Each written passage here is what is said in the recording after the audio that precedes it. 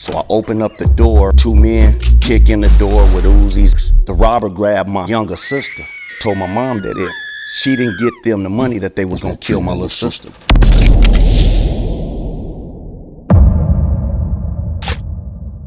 So I was born on the west side of St. Louis.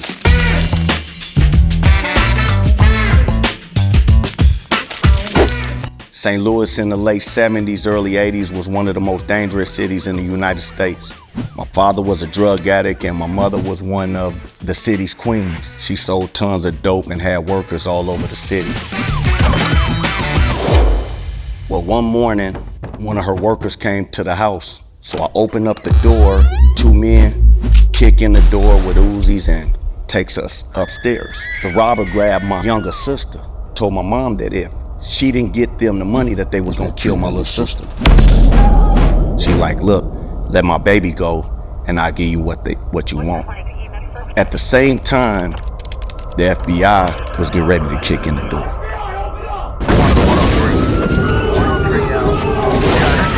So in a lot of ways, that robbery saved our life. April 2nd of '89, Moms moves us to California. When I get to California, it was something like I never seen.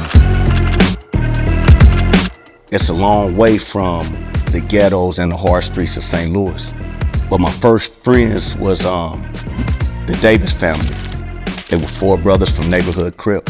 I just started running with them. From there, my life would begin to spiral. I go through a life of gang banging, following in my mother's footsteps, selling dope, and I would begin to traffic from California all over the country.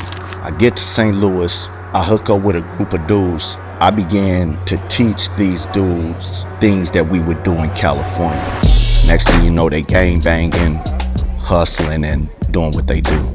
We bring another dude into our fold, and he's rocking with us, he's getting money, he's helping us do our thing. One day he catches a case. He come back and he tells me and one of my homeboys that, I'm in a bit of a situation. I sold to the police. If I told on 3, they'll let me go. I told the dude, I said, don't worry about nothing, I'll look out for you. Either I was going to be the dude that left my homeboy for the dead and be looked at by the dudes that looked up to me as a dude that shakes his homie in the midst of adversity, or I was gonna give him the work knowing that I could be one of the dudes he snitched on, and then afterwards suffer the consequences for that action. So I was there for him. Left for a minute. When I came back, he had set me up. At this point, I'm locked up. I kneel down in the cell, and I have one of the realest conversations with God that I could possibly have. I wasn't in a situation where I wanted to be free. I was just in a position, in a situation, in a moment in life where I was just tired and done. I ain't like the person that I became. And I remembered that somebody told me, if you confess with your mouth and you believe in your heart, that one can be saved. I just remember feeling led to lay prostrate in this jail cell and just worship. And I worshiped, and I worshiped, and I worshiped, and I worshiped.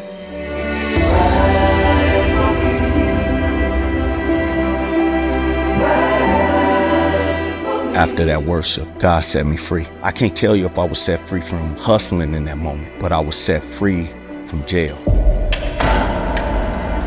Willing to suffer the consequences behind my action, God set me free. And since that day, I've been on a journey to serve Him wholeheartedly. God has surrounded me with great brothers within Hog Mob to pour into me, to partner with me, to take the gospel of Jesus Christ throughout the world. If you know anything about me, I love the city of San Diego.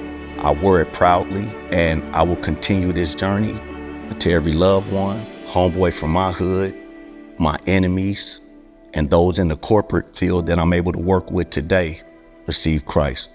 If that don't take place, it's until He called me home. So that's a brief portion of my testimony, and I thank God for y'all lending our ear for me to share it with y'all.